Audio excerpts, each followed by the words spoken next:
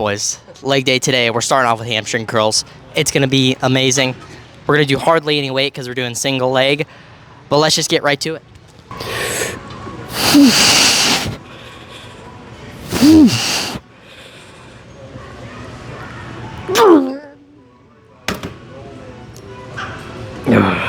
That was a PR, but so I think that was only 3 reps. I was about to do another one that I'm like, I don't really want to turn into a rest pause, because I do think at the end of the day, there's a lot of great intensity techniques, but their goal is to try to be as effective as straight sets in less time. So yeah, well, I could do myo reps or rest pause or whatever.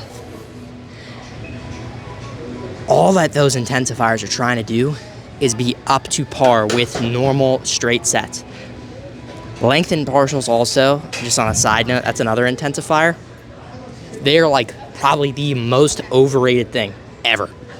They're adding on to the fatigue. It's basically like a crappy version of a drop set. I mean, dude, I could go on and on. Yeah, it's intense and yeah, it gives you a great pump, but the pump doesn't equal growth, guys. Neither does getting super sore from something like a lengthened partial. Ooh. Ooh.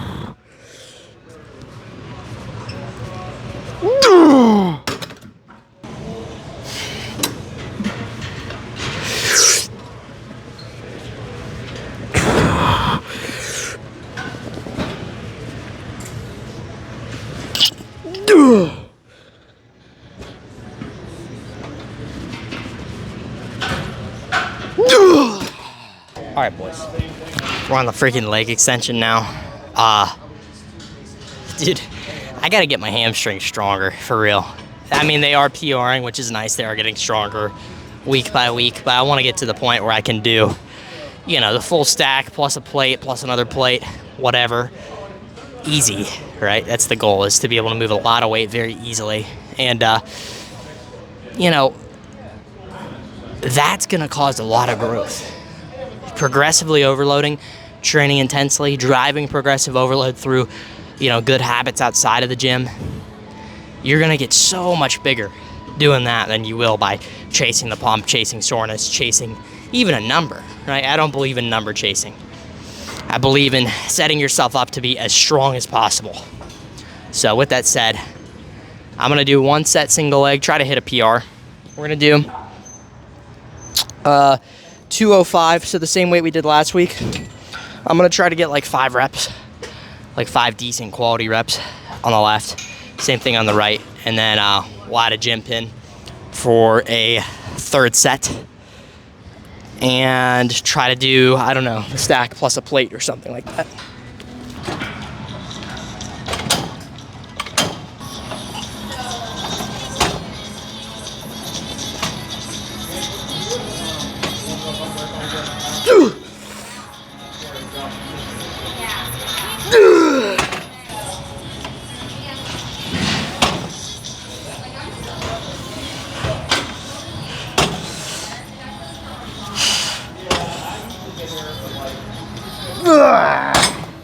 That actually moved pretty well, all things considered. I took a little extra pause on my right leg during one of those reps, which caused it to be a little bit harder. But it equaled it out at the end. I think I got 4 on both legs, maybe 5 on one, I don't remember. But either way, boys, strength is equaling out. Quad measurements are both already identical, but I can tell my left quad still is a little bit like smaller for whatever reason. So I don't know where I'm making up for that in my left leg. But either way, we're still going to keep prioritizing the left quad, keep getting it more defined, bigger, more jacked, stronger. And yeah, guys, if I could do the full stack on this with 1 leg, which I'm already pretty close. I'm at 205. I have to move the pin 3 pins down, right? And then add this little extra 10 here, this little 10 knob to get the full stack. So I could see myself easily getting that during the next bulk. And I think during the next bulk is probably where I'm gonna make the craziest leg gains, probably, right? Like, obviously, you gain the most during the first few years of your training, and I think I'm still within that window, right? And I think really, another thing to say is, people don't factor in these studies that, show that muscle growth slows over time, that if you want to keep growing, you can make it happen. You just have to drive that growth through the things I just talked about earlier: your sleep, your nutrition, your training, going smarter and harder, all that stuff. And you're going to keep growing. It might be at a little bit of a slower pace as it goes on, but you shouldn't be like, well, I'm 150 pounds, brother, I reached my natty potential. It's like, no. If you aren't let's say you're a 5'8", for example, like myself, and you're, 150 pounds, 15% body fat, man, you got way more time to gain way more muscle. I mean, by the time you hit your natty potential, you would be 170, very lean, So don't be afraid to say, okay, I know what science says, I know what these studies say, but I'm gonna keep progressing regardless. Keep a good mindset.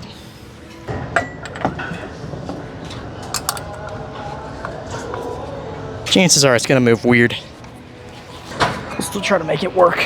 That's not too bad, but it is sliding a little bit.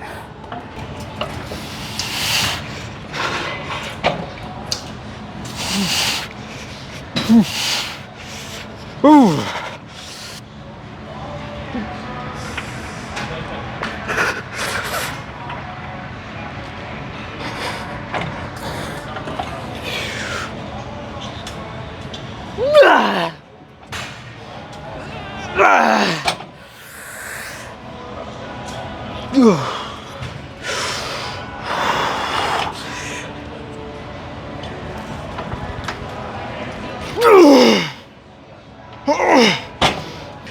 That actually was really nice. The setup, as you saw, was really sus and weird, and I was worried that there was going to be a lot of friction on the stack because the weight was lopsided, right?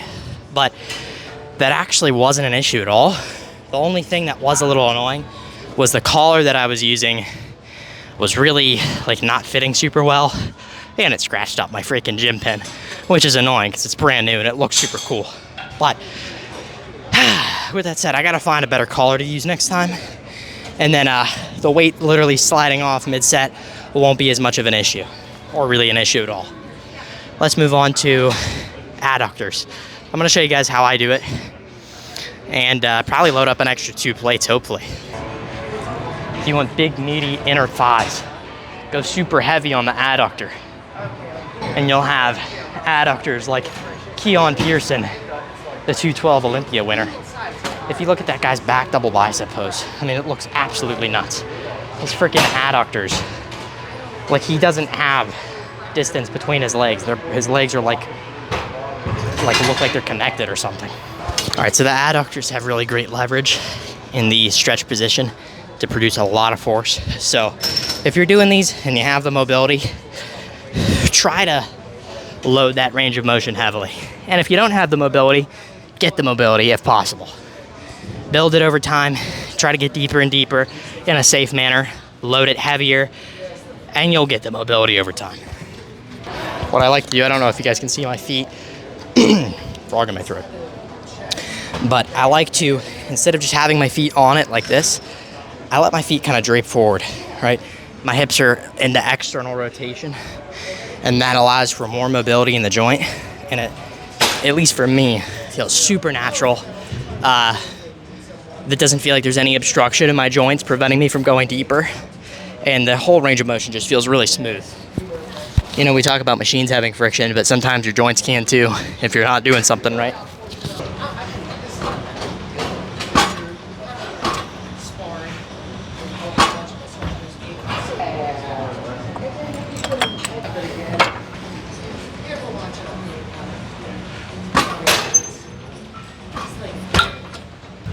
So I can load up.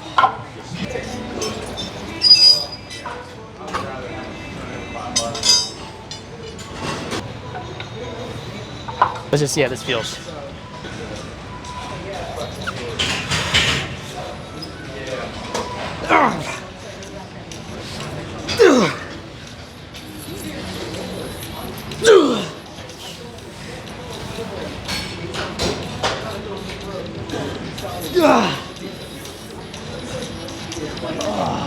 I gotta be honest, guys. I always knew I could do a little more on this, but I didn't think I could do 135 pounds more. So that wasn't too bad. I'm probably gonna try in one more set. And then we'll just see what happens. Or actually, you know what, dude? I'm calling it quits for the day on this. I've been progressing doing one set, so I'm not gonna mess with it. I'm just gonna keep trying to do, keep the volume consistent. All right, boys, we're gonna just do this. So, the abductor machine, okay? Different than that one. With the one I just did, you're pulling in, you're getting your inner thigh. With this one, you're getting, there's a abductor muscle right about here. I don't even know exactly what it's called. Maybe it's just called the abductor, but I doubt it. And it's pretty strong off the bat.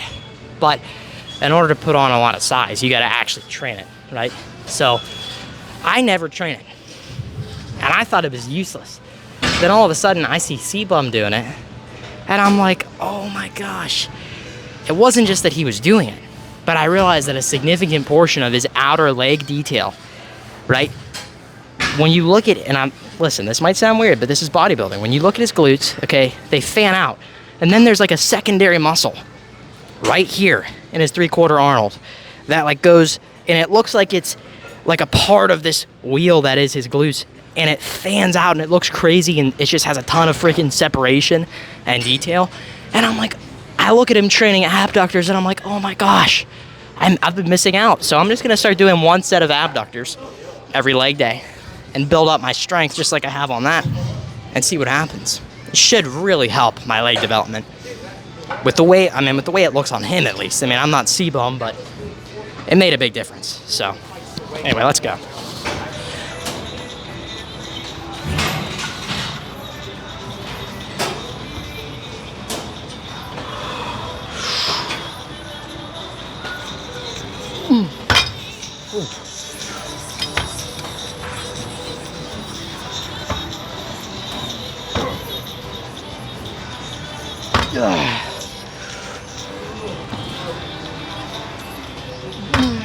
All right, boys, we're doing freaking calf raises to finish this off. I think I'm gonna do one leg, and then both legs together because that's just kind of the theme for this workout so far. And yeah, let's go try to hit a PR. I think I did 285 last time. My calves are really sore for some reason. I think it's because I've been getting a boatload of steps every single day, but I don't think it's gonna limit my performance. I hope it won't limit my performance. Either way, let's go. You should be able to see my feet come out of the bottom, which would mean I got a great stretch.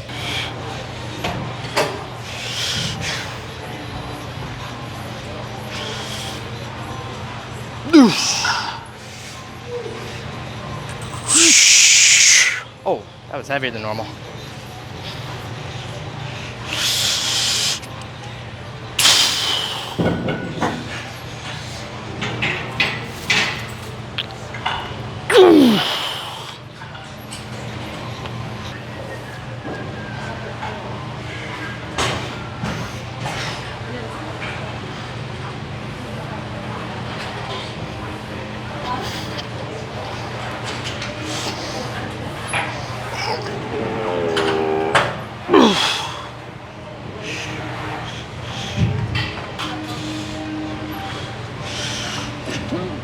I would start putting these first again, because that's where I was progressively overloading the most. But I just think my hamstrings are something that I really want to bring up, and I don't see them improving to the best that they can if I'm not putting them first. So, with that said, these are gonna probably keep me in last for a while.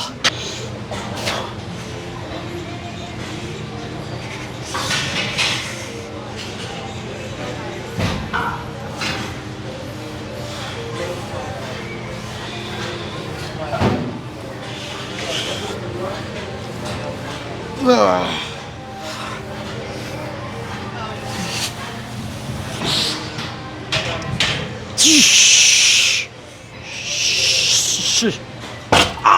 feel like I'm the only dude who looks like he has an arm pump on freaking leg day. Well, I mean, this is not anywhere near pumped for me, for arms.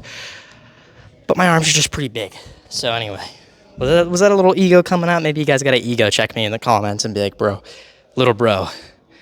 Somebody was like, oh man, stop using straps, little bro. And I'm like, dude, no hate to this guy, but I'm like, straps are probably the most hated on thing that is so useful in the gym. And it's kind of like people who say, well, like, bro, you got to use squats if you want any gains whatsoever. And it's like, I think squats are very good. They have a lot of utility, but I think especially like barbell squats, very high instability, lots of coordination demands, and they're going to give you great gains, but there are options that are simply just better, right? And squats have built amazing physiques, but you look at the legs from today's bodybuilding, and they're just bigger, right? And you see a lot of these guys just use machines and stuff, and you know, there's the occasional guy who just front squats or whatever, or a guy who's gifted, but at the same time, I think you're best off taking advice from a more scientific approach, or somebody who follows a more scientific approach, than a guy who's just very genetically gifted and using things that would enhance his performance. So anyway, following my leg day approach, my legs have increased 2 inches in a very short period of time. I don't know, probably about 6 months or so. I actually have to look at the dates that I've taken these measurements, but training without hardly any squats, or with hardly any squats, has just yielded massive gains for me, just following the principle of motor unit recruitment. So I'm not saying I do it perfectly, but anyway, boys, I'm yapping a little bit. I got to get to my posing.